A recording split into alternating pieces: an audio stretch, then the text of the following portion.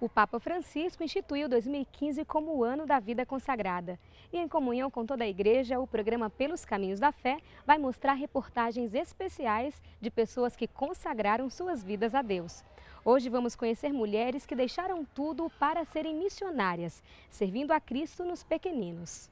Fomos até a Congregação das Irmãs Sacramentinas de Bérgamo e também a Congregação das Irmãs Carmelitas de Santa Teresa de Florença. Vocações diferentes, mas que se complementam na construção do Reino de Deus. As histórias delas também passam pelos caminhos da fé. Estamos em Belo Horizonte e o bairro para onde vamos se chama Madre Gertrudes, o nome da fundadora das Irmãs Sacramentinas de Bérgamo.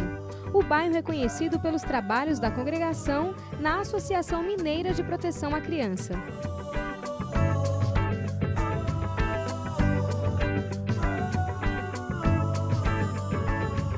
No programa de hoje, vamos explorar as histórias de fé, as obras e o lado materno das mulheres consagradas, dedicado àquelas crianças que mais precisam.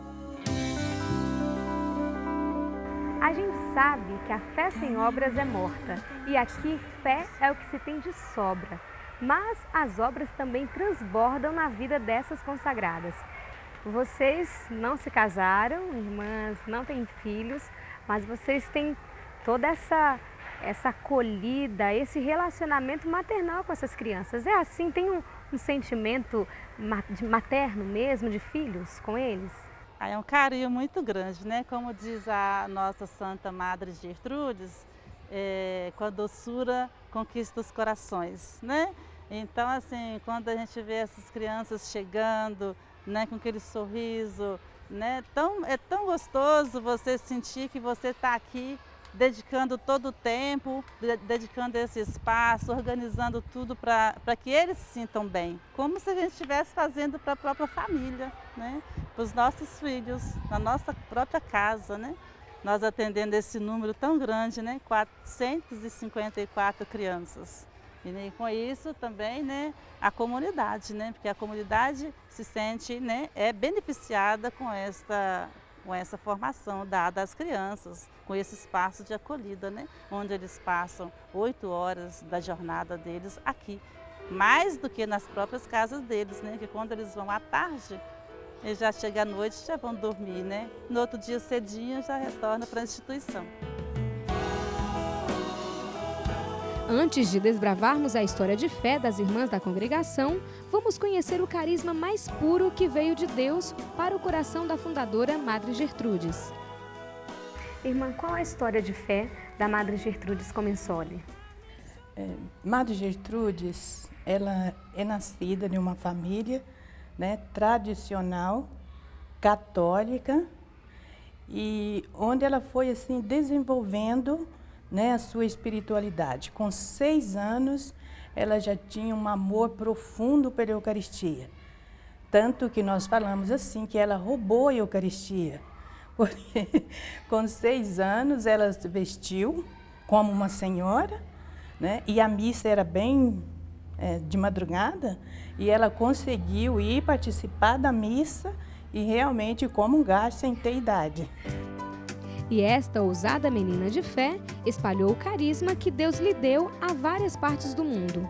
A congregação foi crescendo e um desejo que ela tinha, dentro da sua espiritualidade eucarística, é que essa espiritualidade nossa não fosse uma espiritualidade intimista, eu e Jesus na Eucaristia, mas que essa devoção, essa espiritualidade se espalhasse.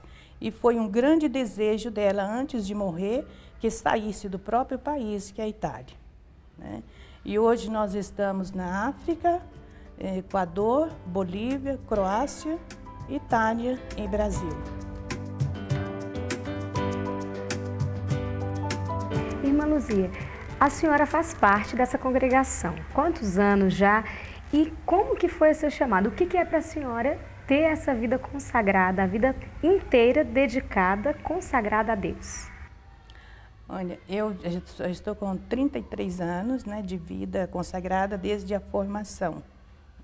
E aos 9 anos eu senti esse chamado. Fui crescendo, estudando, e aos 18 anos eu entrei para a congregação. Porque quando você entra, você não tem ainda consciência, na realidade, o que é uma vida consagrada. Sim. É só com o caminho que você vai fazendo, que você vai descobrindo o que é e vai descobrindo a beleza que é a vida consagrada. Se eu tivesse de nascer hoje, eu ia me consagrar a Deus novamente. Mas toda caminhada de fé começa no primeiro passo. Acompanhe com a gente alguns testemunhos de quem caminha na entrega total da vida a Cristo. Quando Deus chama, dá aquela inquietação no coração, um desassossego, parece que se a gente não responder a esse chamado, a gente vai ficar doido. Não é assim, irmã? É verdade. Eu sou missionária, também vivi essa experiência de essa inquietação, o que Deus quer de mim, para onde que eu vou, o que eu vou fazer. Irmã, você viveu essa experiência também? Como que foi a sua? Nossa, com certeza, né? Ao sentir esse chamado que Deus me fez, me tocou, assim, realmente eu senti esse desassossego, né? Foi um momento, assim, de muita angústia, mas não digo, assim, uma angústia, assim, de tristeza, ruim, mas aquela angústia, assim, o que é isso? O que eu estou sentindo? E, ao mesmo tempo, aquele desejo de responder, né? De responder aquela voz que estava ecoando no meu coração, né? Mas, ao mesmo tempo, eu pensava assim, né? Como é que eu vou responder a este Deus que me chama, a este Deus que me chama a dar uma resposta diferente? E eu fiquei com aquilo pensando, refletindo, né? Aonde buscar, como buscar? E aos poucos eu fui percebendo, né? Que realmente esse era o chamado de Deus. Eu sentia isso no coração, né? Mas de uma forma assim bem inquietante mesmo, né? E o desejo assim de me lançar realmente, né? De dizer, Senhor, eis-me aqui. O que tu queres de mim? A gente ouve falar, a gente ouvindo, conversando aqui, vê como é gostoso essa vida. Mas não é só fácil, né? Não, com certeza não. Seja a parte menor, seja a parte fácil, né? Como vocês vivem, como você vive esse desafio da vida consagrada a Deus? São muitos. São muitos realmente, né? Esses desafios, eles sempre vão existir na nossa vida consagrada, né? O importante é que o importante é que eu viva a cada dia essa entrega de forma tranquila, de forma confiando de que Deus me chamou, que eu estou aqui não é por qualquer coisa, ou por uma pessoa, ou por uma irmã, mas eu estou aqui pelo Cristo que me enviou, né? Abençoai a nós, abençoai a nós, o amor que vos comer, o amor que vos comer, abençoai também, todas as coisas prepararam, com muito carinho, E a consagração a Deus é para todas as idades. Maria Angélica, como foi para você com 22 anos, agora, né, saiu mais nova ainda de casa, como foi deixar a família? Eu sempre tive essa vontade de ser irmã, de ser freira, que eu também tenho, como a Isabela, as irmãs na minha cidade, e é uma honra também. Então, meu nome também vem de uma irmã, que hoje é eremita na nossa congregação. Então, acho que a minha história toda já veio caminhando, assim. Então, algumas pessoas acham que foi muito rápido eu ter decidido isso. Mas sempre dentro de mim faltava alguma coisa. Eu sempre tive esse empenho de estudar, de querer mais, de me empenhar sempre, mas ainda faltava. Eu ainda trabalhava na pastoral, sempre na igreja, mas ainda faltava alguma coisa. Sempre vinha aquela frase de Santa Faustina, que mais? Quanto eu ainda preciso te esperar, filha? Então eu me empenhei e a madre, o dia que ela veio me perguntar, você quer ser freira? Eu, sim, quero, sim, com certeza. Tomei essa decisão de vir. Claro que a família, a gente assusta, né, os amigos, mas depois eles vão entendendo que a nossa escolha é muito pessoal, né? Que depois que eles vão entendendo também, a gente vai entendendo, tendo discernimento de que é uma vida consagrada, de que é um ser consagrado, de viver em comunidade, que é totalmente diferente, que não é deixar o mundo, né, mas fazer parte do mundo de uma forma diferente. Eles vão entendendo aos poucos. Mas antes de entender, deixar uma filha sair tão jovenzinha, com tantas possibilidades também, às vezes não é tão fácil para os pais, né? Como que foi para a sua família também esse processo todo? Bom, a minha mãe sempre me acompanhou muito nesse processo, eu tenho que agradecer ela sempre até hoje, ela ainda me ajuda muito.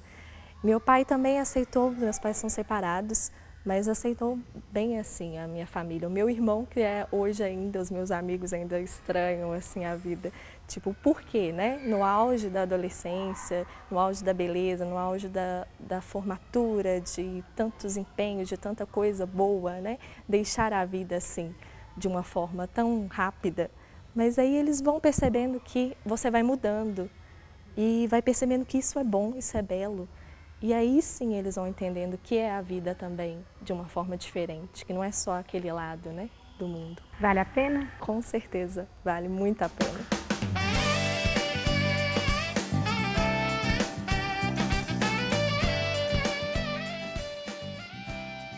Como que é para você essa experiência de consagração a Deus? Como que foi seu chamado?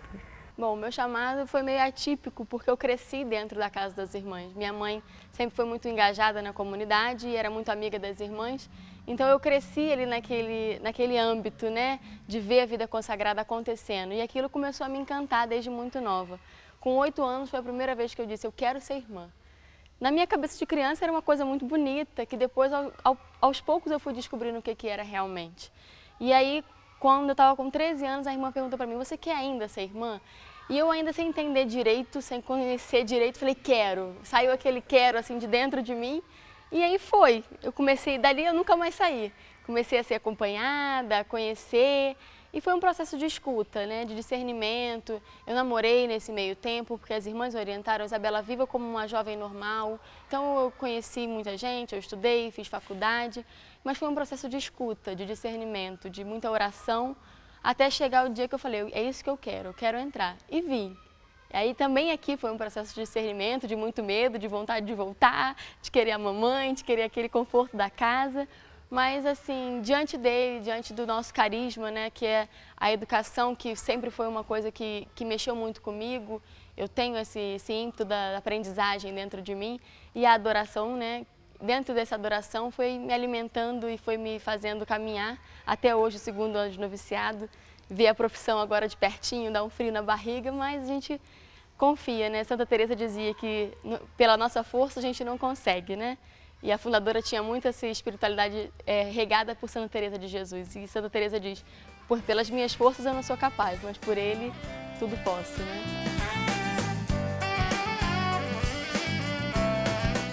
Como você chegou no momento, você disse que viveu todo o processo de discernimento, mas chegar ao momento e falar, não, eu vou consagrar minha castidade perpétua para Deus. Não é, todo cristão é chamado a viver a castidade, mas é uma castidade mais perfeita, completa, entregue a Deus em consagração. Como que é essa experiência? É uma experiência muito bonita que a gente vai aprendendo aos poucos também, né, Vênia? Porque a gente faz uma primeira experiência, quando a gente entra no aspirantado, a gente vem com uma ideia de castidade. Como você disse, eu fiz todas as experiências que a maioria dos jovens hoje faz.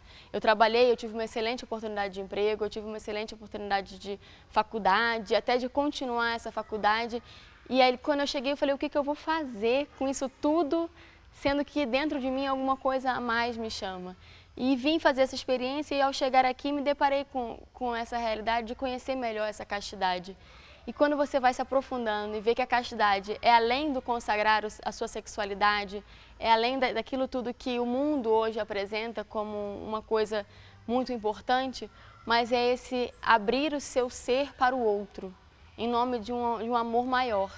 E é esse amor que preenche, que faz você falar, tudo mais é lixo, como diria São Paulo, né? É uma coisa muito maior do que simplesmente não casar, uma coisa muito maior do que simplesmente não namorar. É um doar-se, é um entregar-se totalmente ao outro que precisa, a minha co-irmã de comunidade, que é um dos pilares da vida religiosa, a vida comunitária, esse consagrar ao outro que me fez ver que era isso para mim. Você se sente realizada? Eu me sinto muito feliz, muito realizada na escolha que eu estou fazendo, né? Porque não posso dizer que fiz totalmente, porque a consagração oficialmente é em janeiro, mas eu sou muito feliz nessa opção que eu faço a cada dia dentro dessa congregação. É verdade que todos respondamos com amor ao chamado de se entregar a Deus e aos outros cada dia de nossa vida. Mas agora vamos para o Carmelo das Irmãs de Santa Teresa de Florença, na região norte de Belo Horizonte, um braço do Carmelo de Santa Teresa d'Ávila, mas fundado por Madre Bettina. A bela e sóbria arquitetura da igreja favorece uma vida de espiritualidade carmelitana. Aqui o silêncio divide espaço com o barulho do trabalho com as crianças. Irmã Graça, a senhora já está há 32 anos na vida religiosa, já viveu muita coisa, e perceber uma congregação, uma instituição religiosa, é perceber uma história de fé de pessoas que deram passos ousadamente na fé, né? Como que é a história de fé dessa congregação, da fundadora dessa congregação? Olha, Viviane, a nossa fundadora é Teresa Maria da Cruz, conhecida como Betina, porque o nome dela é de um apelido de sua infância, chamado Betina. Então, ela se inspirou na Santa Teresa de Ávila.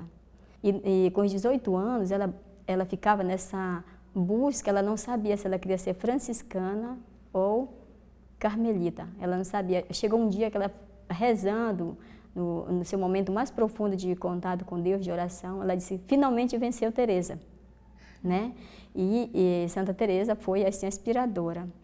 Só que a nossa fundadora, Teresa Maria da Cruz Betina, ela não sabia que rumo pegar, não sabia se era clausura, né, ou se ela se orientava para outro estilo de vida, mas principalmente ela pensava na clausura. Um certo dia, uma mãe chegou pedindo, Betina, eu ficaria muito feliz, porque ela estava com uma doença muito grave, eu morreria muito feliz se você pegasse as minhas 3 filhas. E foi assim que a Betina viu, dentro deste pedido, né, dessa mãe, ela disse assim, não, eu vou me abrir, eu não vou ser de clausura, eu vou ser de semi-clausura, porque é mais fácil ser uma vida missionária, completamente missionária, ou uma vida completamente de clausura, que viver essas 2 dimensões, que é para a gente um desafio muito grande, né? Então foi aí que a Betina se abriu à missão, acolheu as crianças, começou uma vida de missão e oração, né? E um desejo da nossa fundadora, posteriormente, foi a adoração eucarística, porque era um desejo que ela tinha desde criança. Ela dizia que fugia de casa aos seus 8 anos, para onde ela sabia que tinha uma igreja que tinha adoração, o Jesus exposto, né? E ela ia para lá, dizia, mesmo se isso viesse me custar algumas palmadas da minha mãe. Ela fugia, então o desejo dela era muito grande. Passarinho é o que eu sou nas mãos do meu Senhor. No seguimento de Cristo, faz parte nos depararmos com nossos limites e medos. Porque eu tinha medo do silêncio. Muitas das vezes eu fui no Carmelo, chegava no portão e voltava, porque eu tinha medo de enfrentar o silêncio do Carmelo, porque o Carmelo é um local de silêncio, de presença de Deus. É um lugar assim, muito que nos chama, tudo no Carmelo, a partir do quarto, a nossa presença juntos, né? A minha vocação nasceu daí. Dificuldade de deixar a família, quem não tem? Até no matrimônio a gente deixa. Na vida religiosa é um deixar muito mais radical, é bem radical mesmo. Mas eu percebi com o tempo que a minha família recebeu muito mais de mim, por aquilo que eu sou hoje, que se eu estivesse no mundo, quem sabe até infeliz. Quando o chamado vem do alto, os anos não apagam a chama do primeiro amor de uma esposa de Cristo. Irmã Teresa, são 50 anos de profissão, toda essa vida religiosa, uma vida inteira, a gente pode dizer, dedicada ao serviço do Evangelho, né? Como que a senhora vive a cada dia renovando esse seu voto ao Senhor? Com toda sinceridade, eu acho que estou vivendo muito mais depois da minha experiência missionária, várias experiências. Hoje, a minha vocação religiosa na plenitude de joia, de alegria, de doação, mesmo na dificuldade, mas esta convicção de pertencer a Deus mesmo, de viver e de poder dar aquele pouco, dada a minha idade também, dar aquele pouco que posso dar ainda para a igreja, para o povo de Deus. A senhora entrou muito jovem. Às vezes surge o questionamento para o jovem de hoje, né? Tantas oportunidades, tantas possibilidades, e o jovem de repente parar e olhar e escutar um chamado de Deus. A senhora ouviu muito cedo, muito jovem, a senhora entrou e já é uma vida inteira, mas da metade da sua vida foi consagrado a Deus. É possível para o jovem de hoje, com uma vida com tantas possibilidades, com tantos barulhos que dificultam ouvir a voz de Deus, é possível hoje o jovem ouvir um apelo de Deus para uma vida consagrada?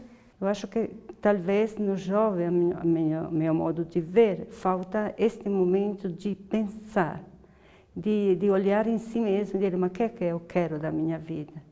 Mas não só por ser religiosa, mas por qualquer tipo de vocação, seja pelo matrimônio, seja para a vida religiosa, pode ser uma vida laical, como leigo.